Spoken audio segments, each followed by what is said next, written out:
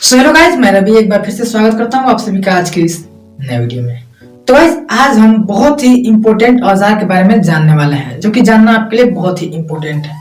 अगर आप इस औजार के बारे में नहीं जानते हैं तो मानिए कि आप मतलब अमीन के मामले में, औजार के मामले में अभी बहुत ही पीछे हैं। तो गाइस, आज हम एक बहुत ही इम्पोर्टेंट औजार के बारे में बात करने वाले हैं, जिसका नाम है डायगोनल स्केल, जो कि कुछ इस प्रकार से दिखता है। और हाँ, इस प्रकार का स्केल आपने मैप में भी कहीं ना कहीं जरूर देखा होगा। मैं आपको दिखा देता हूँ, मैप में ये वाला स्केल बना रहता है। और मैंने आपको बताया था कि मैं आपको बताऊंगा कि आप किस प्रकार से बिना गुनिया के मैप में केवल इसी की मदद से कैसे जमीन की मापी कर सकते हैं। अगर आज मैं आपको इस स्केल के बारे में पूरे डिटेल में बताने वाला हूँ, अगर आज आप इस डायगोनल स्केल के बारे में पूरे डिटेल में अच्छे से समझ जाते हैं तो आपको बिना गुनिया के भी आप किसी भी जमीन को केवल नक्शा की मदद से मापी कर लेंगे। तो गाइस, डायगोनल स्केल जो है वो कुछ इस प्रकार से दिखता है, ठीक है। इसमें अभी जो मैंने यहाँ पे शो किया है, इसमें 3 पार्ट्स हैं, ठीक है। तो गाइस, इसमें जो 3 पार्ट्स यहाँ पे आपको दिख रहे हैं, कोई जरूरी नहीं है कि 3 पार्ट्स ही होंगे। अभी के समय में जो है इसे डेवलप कर दिया गया है, इसमें कई पार्ट्स करके दिखाए गए हैं। लेकिन इसमें जो मेन पॉइंट है, जो आपको यहाँ पे जो क्रॉसिंग करके जो दिख रहा है, मींस कि इसमें जो खांचे ज्यादा बनाए हुए हैं, यहाँ पे 2 पार्ट जो है पूरे प्लेन है, जो कि 10-10 जरीब के डिस्टेंस पे हैं। अब कोई जरूरी नहीं है कि ये 10-10 जरीब के डिस्टेंस पे हैं, तो हर किसी स्केल में 10-10 जरीब पे ही होंगे। मैंने कई जगह पे देखा है, कोई स्केल में या फिर कहीं नक्शा पे भी देखा कि वहां पे 5-5 जरीब पे भी लाइनिंग किया हुआ रहता है। तो आपको उसके लिए टेंशन नहीं लेना है, और इससे ज्यादा मैटर नहीं करता है। इसमें मेन मैटर करता है जो ज्यादा जिसमें खांचे बने हुए हैं, सबसे मेन मैटर करता है ये वाला, ठीक है। तो सबसे पहले मैं इस डायगोनल स्केल के बारे में थोड़ा सा बता देता हूँ। दोस्तों, ये जो डायगोनल स्केल है, इसकी मदद से मैंने यहाँ पे जो दिखाया है, उसकी मदद से आप एक बार में 30 जरीब तक की मापी कर सकते हैं नक्शा पे, ठीक है। और इसकी सबसे मेन पॉइंट है कि ये 16 इंच बराबर 1 मील के पैमाने पे बना होता है, ठीक है। तो इसमें जो 2 प्लेन दिख रहे हैं, यानी कि जो यहाँ पे दिख रहा है ये डिस्टेंस और ये डिस्टेंस, ये 10-10 जरीब के डिस्टेंस पे है। इधर ज्यादा लोचा नहीं है, यहाँ तो आपने समझ गया कि ये 10-10 जरीब के डिस्टेंस पे बनाया गया, ठीक है। अब उसके बाद जो सबसे बड़ा पॉइंट आता है, यहाँ से यहाँ तक जहां पे खांचे बने हुए हैं, ठीक है। ये भी यहाँ से यहाँ तक के बीच की दूरी 10 जरीब ही मापेगा, बट इसी के अंदर जो भी सीक्रेट्स हैं, इतना ही के अंदर है। तो आज मैं इसके बारे में पूरे डिटेल में आपको बताऊंगा, और वो भी बताऊंगा कि इसमें नापी कैसे किया जाता है, ठीक है। दोस्तों, सबसे पहले आपको बताना चाहता हूँ कि इस तरह के जो भी वीडियोस होंगे, जो औजार के बारे में होंगे, वो मैं विदाउट फेस के बनाऊंगा। मींस कि आपको जब मैं फेस के थ्रू बनाता हूँ, उसमें थोड़ा सा दिक्कत ये होता है कि मैं यहाँ पे बोलता भी हूँ, यानी कि बोलने मुझे भी दिक्कत होता है, आपको समझने में भी दिक्कत होता है। कैसे दिक्कत होता है? जैसे मान के चलिए मैं किसी चीज के बारे में बताता हूँ, तो आपका 2 जगह पे फोकस होता है, एक मेरे फेस पे और दूसरा कंटेंट पे, मतलब कि जो मैं कंटेंट बताता हूँ, ठीक है।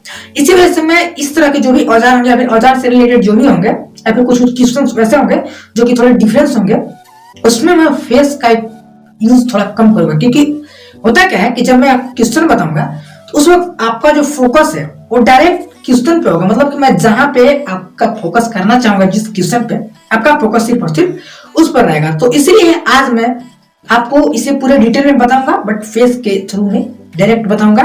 यानी कि डिस्प्ले पर ओनली फॉर एनिमेशन चलेगा, जो मैं बताना चाहूंगा वही चलेगा, लेकिन आपको पूरे डिटेल में समझ में आएगा, ठीक है। तो चलिए शुरू करते हैं। दोस्तों, ये जो फिगर दिख रहा है, ये एक डायगोनल स्केल का फिगर है, जिसमें कि मैंने आपको पहले ही बता दिया कि इसमें जो 3 पार्ट्स करके हैं। एक पार्ट जो है, फर्स्ट पार्ट यहाँ पे लिखा हुआ आपको दिख रहा होगा 20, 10, उसके बाद फिर यहाँ पे 0 करके लिखा हुआ है, यानी कि 20 लिखा हुआ है, यहाँ पे 10 लिखा हुआ है, उसके बाद फिर यहाँ पे लिखा हुआ है 0, उसके बाद 2, 4, 6, 8, 10 लिखा हुआ है, ठीक है। तो यहाँ पे इन दोनों के बीच का जो डिस्टेंस है वो है 10 जरीब, और यहाँ से यहाँ तक का जो बीच का डिस्टेंस है वो भी है 10 जरीब, और यहाँ से यहाँ तक का बीच का जो डिस्टेंस है वो भी आपका 10 जरीब है, ठीक है। ये आप अच्छे से समझ रहे हैं, ठीक है। और यहाँ पे आप देख रहे हैं कि इस तरफ से एक लाइनिंग किया हुआ है, तो इन दोनों के बीच का जो डिस्टेंस है, यानी कि इस लाइनिंग से इस लाइनिंग के बीच का जो डिस्टेंस है वो आपका 1 जरीब का है, और इससे इसका 1 जरीब का। इसी तरह से यहाँ तक आपका पूरे 10 जरीब है, यानी कि इधर से यहाँ तक 10 जरीब, और यहाँ से यहाँ तक भी 10 जरीब का डिस्टेंस है, ठीक है। तो अब इन दोनों को इग्नोर करते हैं, जो प्लेन है उसे इग्नोर करते हैं। अब बात करते हैं सिर्फ और सिर्फ इस खांचे वाले में, ठीक है। तो इस खांचे वाले में यहाँ पे आपको दिख रहा हो कि ये जो खांचे बने हुए हैं थोड़े अलग ही प्रकार से हैं, और सीधे नहीं है, क्रॉस करके हैं, तिरछे हैं, यानी कि डायगोनल है, ठीक है। तो यहाँ पे कुछ गुनिया टाइप का बनाया हुआ है, तो ये गुनिया टाइप का बनाया नहीं हुआ नहीं है, बल्कि ये गुनिया ही बनाया गया है इस डायगोनल स्केल के ऊपर, ठीक है। तो इसमें जो छोटे खांचे बनाए गए हैं वो शायद इसमें 20-20 कड़ी के डिस्टेंस पे बनाए गए हैं, ठीक है। तो अब क्या करना है कि यहाँ पे जो आपको लिखा हुआ दिख रहा है 0, 2, 4, 6, 8 और यहाँ पे 10, इस तरफ भी दिख रहा होगा 0, 2, 4, 6, 8, 10, ठीक है। तो यहाँ पे आपने देखा कि बीच बीच में एक एक अंक गायब है, तो गायब वहां से हिडन है, इसका मतलब वो है, ठीक है। तो यहाँ पे एक आपको दिख रहा होगा खींचा हुआ लाइनिंग, वो 1 हो गया, 2 के बाद यहाँ पे 3 हो गया, फिर 4 के बाद यहाँ पे 5 हो गया, 5 के बाद यहाँ पे 6 है ही, और 6 के बाद 7, 8 है ही, और 8 के बाद 9। इस तरह से इधर भी 0 के बाद यहाँ पे 1 है, 1 के बाद 2 दिया हुआ है, 2 के बाद यहाँ पे गैप है 3, 4, यहाँ पे 5 होगा, यहाँ पे 6 है, यहाँ पे 7 होगा, यहाँ पे 8 है और यहाँ पे 9 होगा, ठीक है। तो ये आप समझ गए, ठीक है। अब बात करते हैं इस तरफ नीचे, यहाँ पे आप देख सकते हैं कि जो खांचे बने हुए हैं वो 10 ही खांचे इस तरफ से खींचे गए हैं, मतलब कि इन दोनों लाइन के बीच 9 खांचे खींचे गए हैं, मतलब इन दोनों लाइन के बीच 9 लाइनिंग खींची गए हैं, ठीक है।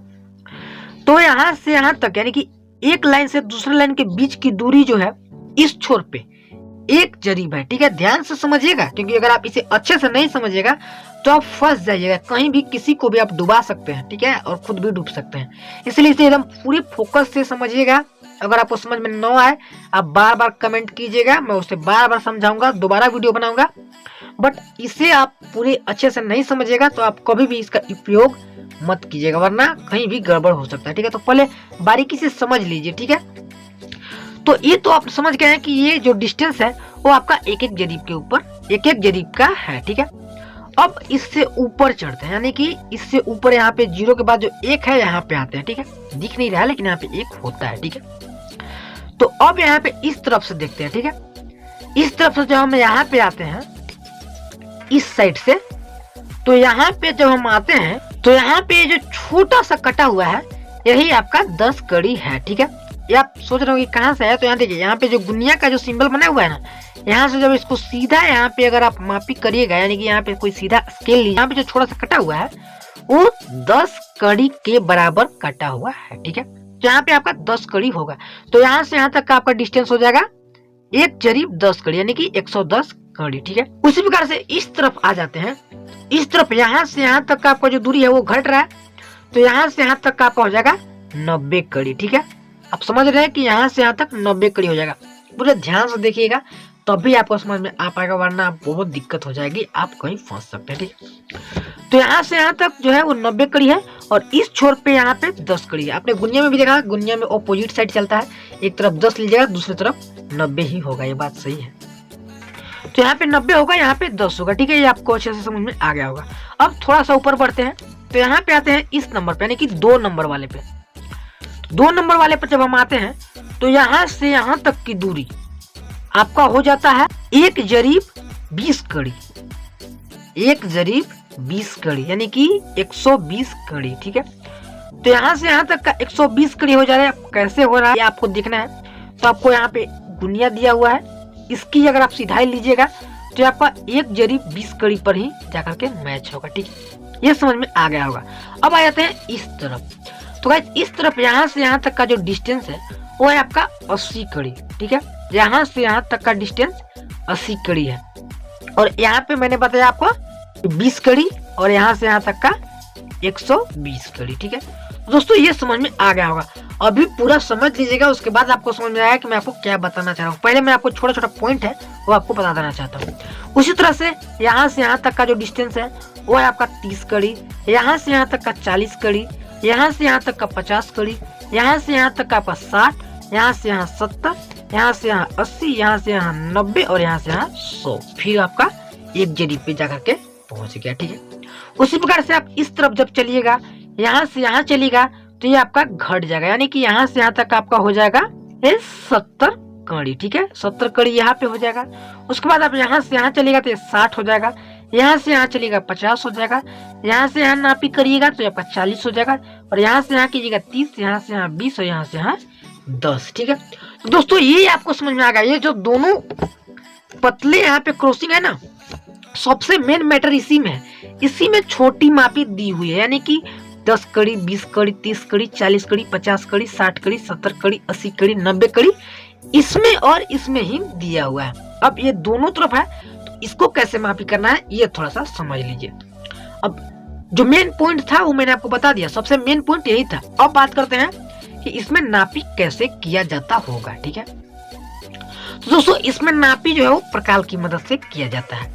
जैसे मान लीजिए कि अगर आपने प्रकाल की मदद से कहीं मैप में मान लीजिए इतना मापी लिया, यानी कि इतना डिस्टेंस लिया, प्रकाल की मदद से इतना डिस्टेंस लिया। अब आपको क्या करना है कि उस डिस्टेंस को इस प्रकाल पे रखना है। ठीक है, तो मान लेते हैं कि आपका जो है यहाँ पर क्या, यहाँ पे आपका आकर के बैठ गया। ठीक है, यहाँ पे आकर के बैठ गया आपका। तो आप सोचेंगे कि यहाँ से यहाँ तक का दूरी कितना है। अब आपको समझ में आ रहा होगा मैं आपको ये सब क्यों बताया हूँ। दोस्तों ये जो पूरी आपको बॉक्स दिख रहा है बना हुआ, वो एक जरीब का है, ये आपको मैंने पहले ही बता दिया है। तो यहाँ से यहाँ पे एक जरीब, यहाँ से यहाँ एक जरीब, यानी कि 3 जरीब, और यहाँ पे आपका 30 कड़ी है। अब देख रहे हैं मैंने आपको बताया था। अब 30 कड़ी यहाँ पे देखना था, वो कैसे आपको याद रहेगा कि 30 कड़ी है। तो यहाँ पे देखिए, यहाँ पे जो कि 2 के बाद यहाँ पे 3 है ना, यही आपको दर्शाता है कि आपका 30 कड़ी है। ठीक है, ध्यान से देखिएगा वरना काम गड़बड़ हो जाएगा, आप मिस हो जाइएगा। तो यहाँ पे ये 3 जरीब ये हुआ और 30 कड़ी ये, यानी कि 3 जरीब 30 कड़ी, 330 कड़ी आपका ये हो जाता है। ठीक है, तो ये आपको समझ में आ गया होगा कि ये नापी कैसे लेना है। और एक दो और नापी लेकर के बताते हैं।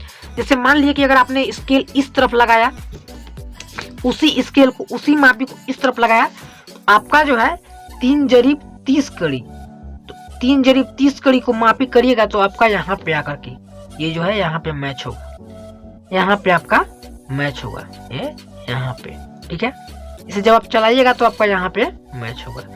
इस पर रख करके, मानी कि जहां पे आपका बैठता है पूरी जो आपका प्रकाल है, वो जिस तरह से बैठता है, जहां पे टू दी पॉइंट बैठता है, वहीं पे आपको इस तरह से रख देना है और आपका जो मापी होगा वो बिल्कुल ही करेक्ट हो जाएगा। ठीक है, तो इसी तरह से अब और बड़ा लेकर के देखते हैं, यानी कि छोटी मापी तो हम लोग दुनिया से कर लेंगे। अब अगर हमें एक ही बार में अगर 30 जरीब की मापी करना हो, 30 जरीब की, तो यार सिंपल सा है, प्रकाल उठाएंगे, नक्शा में 30 जरीब मापेंगे और यहाँ से यहाँ तक का, मेरे कहने का मतलब है कि नक्शा में बड़ा दूरी मापेंगे और उसे यहाँ पे बैठा देंगे।